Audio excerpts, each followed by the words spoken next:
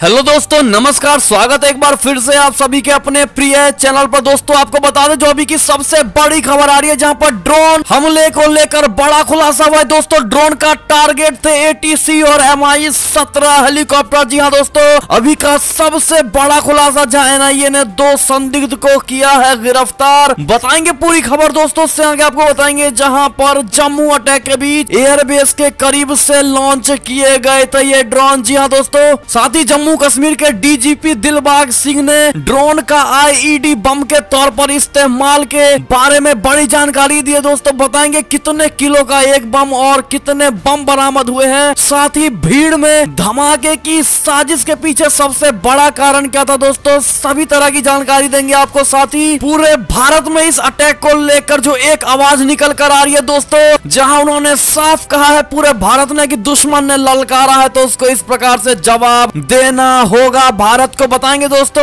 क्या कहती है देश की जनता। साथ ही आपको बताएंगे जहां पर दुनिया की सबसे बड़ी पनडुब्बी रूसी सीक्रेट मिशन पर रवाना हो चुकी है। जी हां दोस्तों, जिसके बाद अमेरिका और ब्रिटेन में फैली दहशत, इसकी भी जानकारी देंगे। साथ ही जम्मू कश्मीर पर क्रांतिकारी कदम उठाने वाले हैं प्रधानमंत्री नरेंद्र मोदी जी। जी हां दोस्तों, ब्रेकिंग न्यूज आ रही है, ये भी बताएंगे किस प्रकार का वो क्रांति कदम होने वाला है दोस्तों। साथ ही फिर से महबूबा मुफ्ती का जम्मू कश्मीर को लेकर एक नया बयान आया दोस्तों, बताएंगे इस बार क्या कहा है उन्होंने। साथ ही आपको बताएंगे जहां पर बैंकों के प्राइवेटाइजेशन को लेकर आई है बड़ी खबर। जी हां दोस्तों, कैबिनेट सचिव ने लिया है इन बैंकों को लेकर बड़ा फैसला। जी हां दोस्तों, आपके लिए बड़ी जानकारी अगर आप भी इन बैंकों से जुड़े हुए हैं। जी हां दोस्तों, तो जानने के लिए बने रहेगा वीडियो के अंत तक।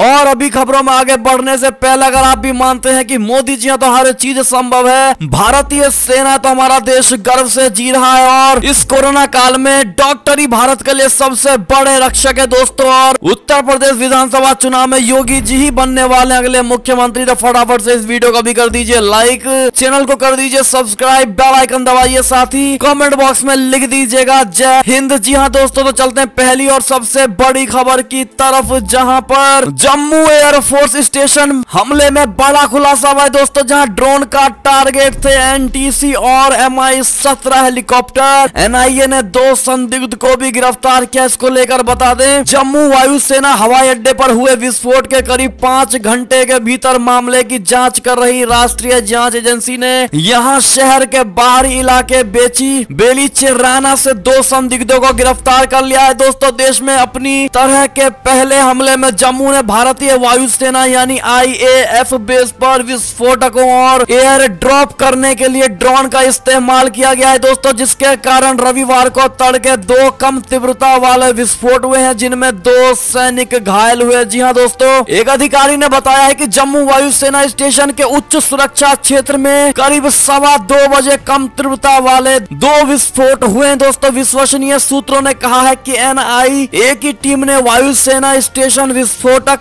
की घटना में बेलीचेराना इलाके से 2 संदिग्धों को भी हिरासत में ले लिया गया दोस्तों और पूछताछ जारी है। आपको बता दें इसी से जुड़ी जो अगली खबर है, जहां पर एयरबेस के करीब से लॉन्च किए गए थे ये ड्रोन। इसके पीछे आतंकियों का सबसे बड़ा मकसद क्या था दोस्तों, इसकी जानकारी आपको देंगे। बता दें कि इंडिया टुडे यानी आज तक को मिली जानकारी के मुताबिक ड्रोन के जरिए किए गए इस हमले को काफी करीब से किया गया था दोस्तों, और कहा गया है कि ड्रोन को हवाई अड्डे के करीब से ही लॉन्च किया गया था। कहा यह जा रहा है कि आतंकियों का मकसद हेलीकॉप्टर को नुकसान पहुंचाने का था। जी हाँ दोस्तों, साथ ही आपको बता दें जहां जम्मू कश्मीर के DGP दिलबाग सिंह ने कहा है कि ड्रोन का IED बम के तौर पर इस्तेमाल किया गया है। 5 से 6 किलो का एक और बम बरामद हुआ है। जी हाँ दोस्तों, और भीड़ में धमाके की बड़ी साजिश थी। बता दें कि जम्मू कश्मीर के DGP दिलबाग सिंह ने कहा है कि ड्रोन के जरिए IED धमाका किया गया है। दिलबाग सिंह ने कहा कि ड्रोन को ही IED बम के तौर पर इस्तेमाल किया गया है। घटना स्थल से इसके टुकड़े बरामद हुए हैं। उन्होंने ये भी बताया है कि आतंकवादियों ने भीड़ में धमाके की भी बड़ी साजिश रची हुई थी, जिसे नाकाम कर दिया गया था। जी हाँ दोस्तों, बड़ी खबर। साथ ही आपको बता दें जहां जम्मू वायुसेना स्टेशन पर इस विस्फोट के बाद विशेष कमांडो को तैनात कर दिया गया है। पठानकोट में अलर्ट जारी कर दिया गया है। जी हाँ दोस्तों, जम्मू हवाई अड्डे के अत्यधिक सुरक्षा वाले वायुसेना स्टेशन पर धमाके के बाद पंजाब के सीमावर्ती जिले पठानकोट में चौकसी बरती जा रही है। अधिकारियों ने बताया है कि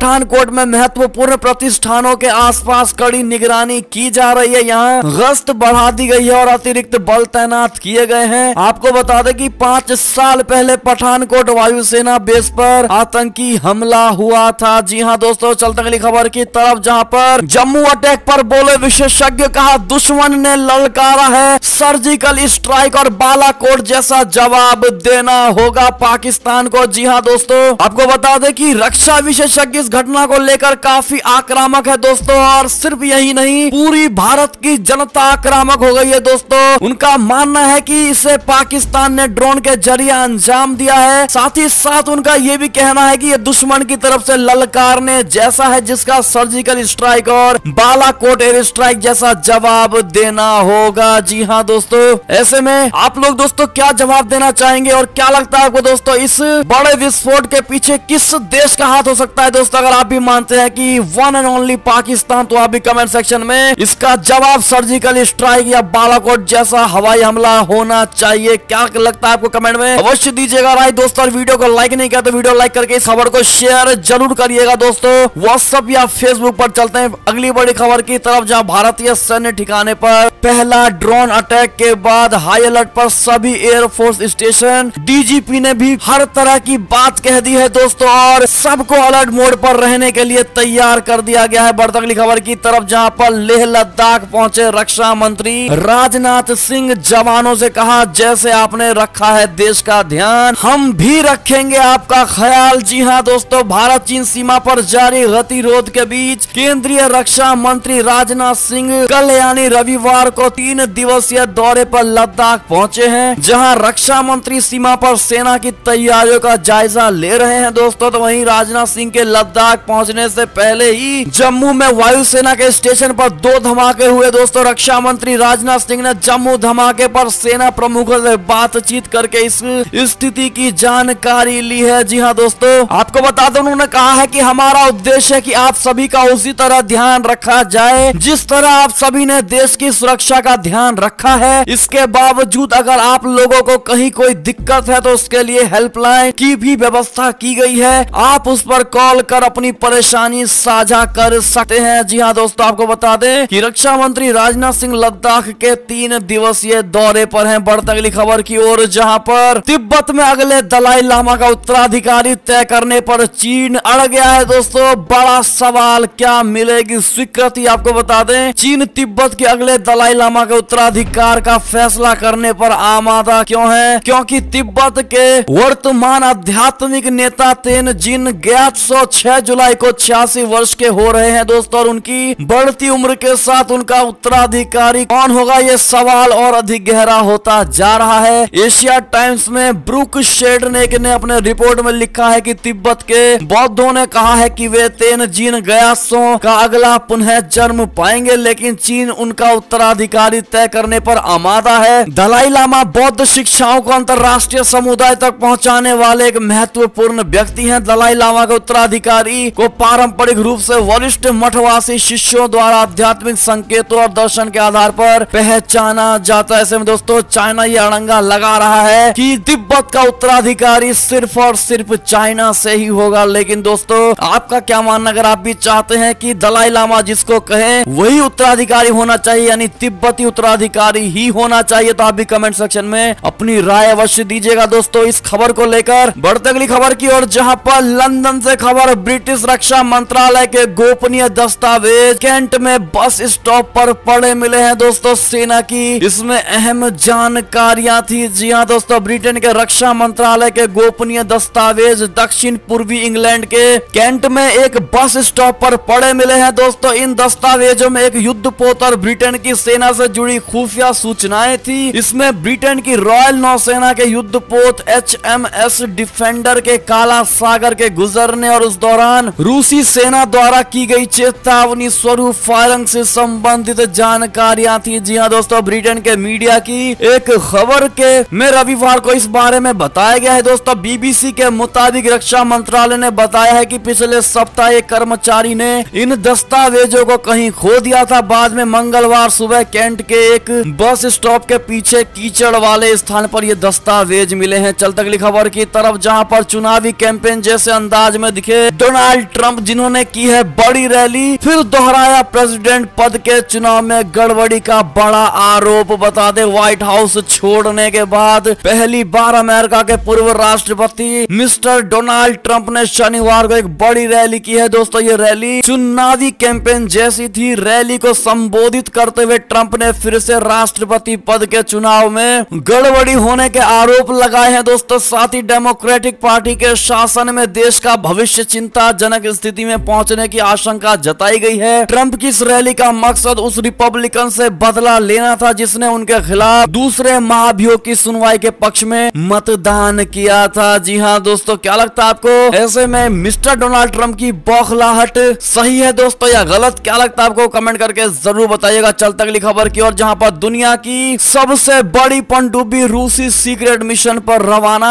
अमेरिका ब्रिटेन में फैली दहशत। बता दें अमेरिका और ब्रिटेन से तनाव के बीच रूस ने दुनिया की सबसे बड़ी पनडुब्बी बेलगोरोड को पहले सीक्रेट मिशन पर रवाना कर दिया है। दोस्तों 2019 में लॉन्चिंग के बाद ये बेलगोरोड पनडुब्बी का पहला समुद्री मिशन है। रूसी रक्षा मंत्रालय के अनुसार इस पनडुब्बी के सभी समुद्री ट्रायल पूरे हो चुके हैं। 604 फीट लंबी बेलगोरोड पिछले 30 साल में बनने वाली दुनिया की सबसे बड़ी पनडुब्बी है। विशेषज्ञों को डर है कि इसमें तैनात 79 फीट लंबे पोसीडॉन टॉर्पीडो पानी के भीतर विस्फोट कर समुद्र में रेडियो एक्टिव सुनामी पैदा कर सकता है। जी हाँ दोस्तों, चलते अगली खबर की तरफ, जहां पर कोरोना ने फिर बढ़ाई है चिंता। रूस में नए वेरिएंट से स्थिति गंभीर। सरकार दूसरी बार लोगों को टीका लगवाने की कर रही है तैयारी। जी हाँ दोस्तों, दुनिया में कोरोना के नए वेरिएंट फिर से तबाही मचा रहे हैं। रूस में कोरोना संक्रमण एक बार फिर से पैर पसारने लगा है। दोस्तों रूस के राष्ट्रपति व्लादिमीर पुतिन ने कहा है कि देश के कई इलाकों में संक्रमण की स्थिति गंभीर है, इसलिए इन इलाकों में फिर से लोगों के टीकाकरण की योजना पर काम किया जा रहा है। सोमवार को संसद के निचले सदन में राष्ट्रपति पुतिन ने कहा कि दुर्भाग्य से कोरोना के मामले कम नहीं हो रहे हैं। देश के कई हिस्सों में कोरोना के केस बढ़ रहे हैं। कई क्षेत्रों में स्थिति पहले से ज्यादा खराब है। जी हाँ दोस्तों, अगली खबर की बात करें तो ब्राजील से बड़ी खबर। विवादों में भारत बायोटेक की वैक्सीन, बोल्सोनारो पर भी लगा आरोप। बता दें ब्राजील में भारत बायोटेक की कोविड वैक्सीन कोवैक्सीन को लेकर बवाल मचा हुआ है। दोस्तों आरोप है कि ब्राजील की जेयर बोल्सोनारो सरकार ऊंची कीमतों पर भी भारत बायोटेक की वैक्सीन खरीदने के सौदे पर आगे बढ़ रहे हैं। ब्राजील के स्वास्थ्य मंत्रालय के एक अधिकारी ने कहा है कि उन पर दबाव था कि ऊंची कीमत पर भी बायोटेक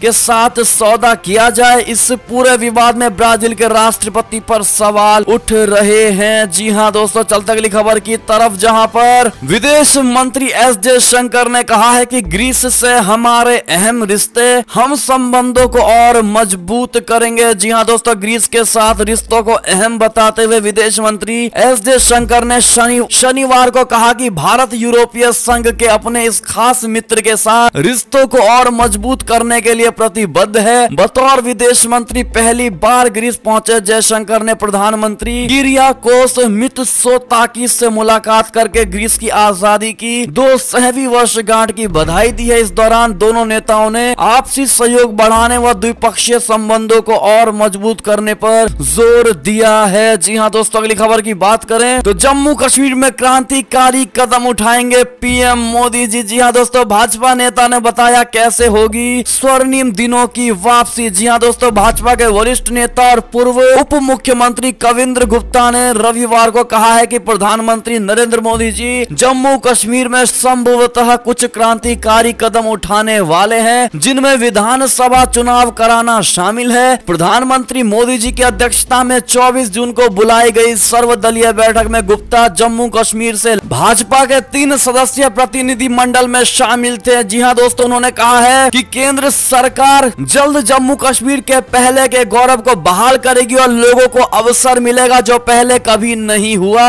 भाजपा नेता ने बयान में कहा कि प्रधानमंत्री संभवतः जम्मू कश्मीर के लिए क्रांतिकारी कदम उठाएंगे, जिनमें कभी राज्य की पहचान रहे स्वर्णिम दिनों की यथाशीघ्र वापसी सुनिश्चित करने के लिए शीघ्र विधानसभा चुनाव कराना शामिल है। उन्होंने कहा कि सर्वदलीय बैठक बहुत सफल थी और ये वहां मौजूद हर किसी द्वारा महसूस किया जा सकता है। क्या लगता है दोस्तों आपको, क्या इस भाजपाई का कहना ठीक है दोस्तों या नहीं? कमेंट में अपनी ओपिनियन रिएक्शन जरूर दीजिएगा दोस्तों। अगली खबर की बात करें तो महबूबा मुफ्ती ने कहा कि जम्मू कश्मीर में दमनकारी युग समाप्त होना चाहिए और लोगों को चैन से जीने देना चाहिए। जी हाँ दोस्तों, महबूबा मुफ्ती की बौखलाहट तो आप सभी समझ पा रहे होंगे दोस्तों। आपको बता दें कि रविवार को उन्होंने कहा कि जम्मू कश्मीर के मुख्य धारा के नेतृत्व के साथ प्रधानमंत्री नरेंद्र मोदी जी द्वारा शुरू की गई संवाद को प्रक्रिया को केंद्र शासित प्रदेश में दमनकारी युग के अंत और इस समझ के साथ विश्वसनीयता मिल सकती है कि असहमति रखना कोई आपराधिक कृत्य नहीं है। अगली खबर की बात करें तो ICMR की रिपोर्ट ने दी है बड़ी राहत। जी हाँ दोस्तों, कहा भारत में देरी से आएगी कोरोना की तीसरी लहर, टीकाकरण के लिए मिलेगा समय। जी हाँ दोस्तों, केंद्र सरकार ने कोविड-19 वर्किंग ग्रुप के प्रमुख NK अरोड़ा ने रविवार को कहा कि देश में कोरोना की तीसरी लहर दिसंबर तक टल सकती है। डॉक्टर अरोड़ा ने कहा कि ICMR की स्टडी से पता चला है कि तीसरी लहर देश में देरी से आएगी। उन्होंने ये भी कहा है कि ऐसा होने पर देश को टीकाकरण का समय मिल जाएगा। सरकार ने हर दिन 1 करोड़ डोज देने का लक्ष्य रखा है। बढ़ते अगली खबर की तरफ, जहां पर यूपी में 100 सीटों पर चुनाव लड़ेगी AIMIM पार्टी के अध्यक्ष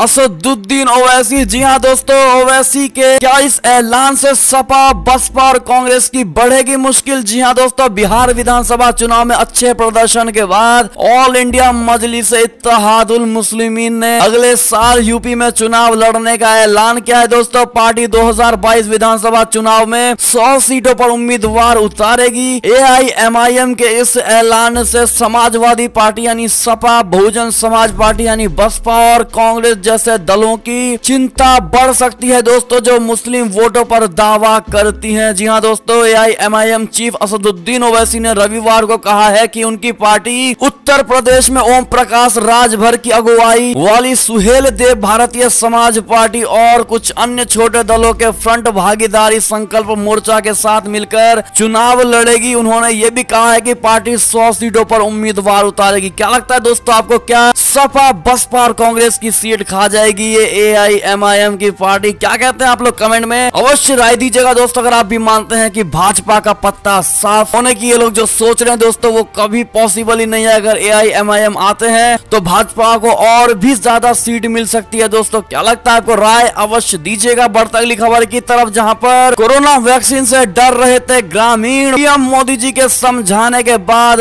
बदला नजरिया। बता दें, प्रधानमंत्री नरेंद्र मोदी जी ने कोरोना वैक्सीन को लेकर लोगों के मन से हिचकिचाहट दूर करने और इससे जुड़ी अफवाहों को लेकर रेडियो कार्यक्रम यानी मन की बात में लोगों को सलाह दी है। प्रधानमंत्री नरेंद्र मोदी जी की सलाह के बाद मध्य प्रदेश के बैतूल जिले के डुलारिया गांव के 127 लोगों ने टीका लगवाया है दोस्तों, और बाकी लोग भी टीका लगवाने के लिए तैयार। ऐसे में कितने भाई और बहनों ने टीका लगवा लिया है दोस्तों, या एक भी डोज लगवा लिया है? कमेंट में अपने नाम के साथ अपने स्टेट का नाम जरूर लिखिएगा दोस्तों, और जिन्होंने नहीं लगवाया और वो लगवाने वाले हैं वो भी जरूर लिखिएगा दोस्तों। चलते अगली खबर की तरफ, जहां पर ट्विटर के शिकायत अधिकारी धर्मेंद्र चतुर ने दिया इस्तीफा। नए IT नियमों के तहत हुई थी इनकी नियुक्ति। जी हाँ दोस्तों, social media company Twitter India के शिकायत अधिकारी धर्मेंद्र चतुर ने रविवार को अपने पद से इस्तीफा दे दिया है। सूत्रों के हवाले से इस बात की पुष्टि की गई है दोस्तों। इनकी नियुक्ति कुछ ही हफ्ते पहले ट्विटर इंडिया ने नए IT नियमों के पालन के लिए की थी। सूत्रों की अगर माने तो सोशल मीडिया कंपनी ट्विटर ने अपने वेबसाइट से इसका नाम भी हटा दिया है, जबकि भारत के नए IT नियम के मुताबिक ऐसा करना जरूरी है। जी हाँ दोस्तों, अगली खबर की बात करें तो गांव पहुंचते ही राष्ट्रपति कोविंद हुए भावुक,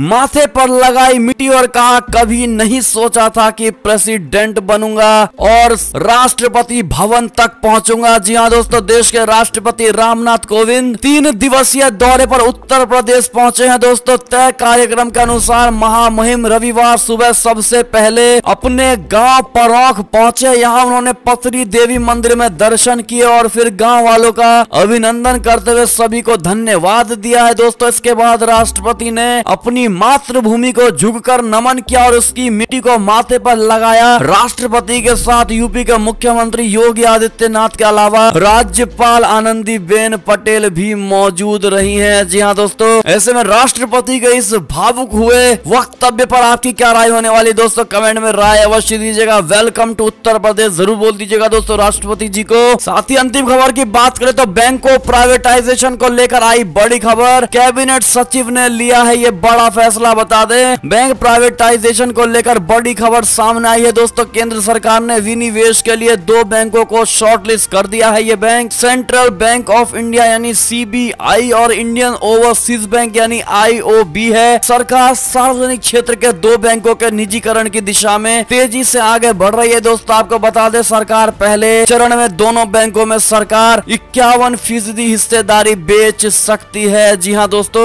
ऐसे में कितने भाई और बहनों का इन दोनों बैंकों में अकाउंट नहीं है दोस्तों, कमेंट में राय अवश्य दीजिएगा। जी हाँ दोस्तों, और ऐसे में ये थी अब तक की सारी बड़ी खबरें। आपको हमारी खबरें कैसी लगी? आशा करता हूँ बहुत अच्छी लगी होगी। अगर थोड़ी भी अच्छी लगी है दोस्तों, थोड़ी भी नॉलेजेबल लगी है तो फटाफट से इस वीडियो को अभी अपने भाई बंधुओं में व्हाट्सएप, फेसबुक, ट्विटर के जरिए पूरे भारत में शेयर करना बिल्कुल मत भूलिएगा दोस्तों। और अभी कर दीजिए इस वीडियो को लाइक, चैनल को कर दीजिए सब्सक्राइब, बेल आइकन दबाइए, साथ ही कमेंट बॉक्स में लिख दीजिएगा जय हिंद जय भारत। तो मिलते हैं आपसे अगली बड़ी खबर में, तब तक अपना ख्याल रखिएगा। बहुत बहुत धन्यवाद। जी हाँ दोस्तों।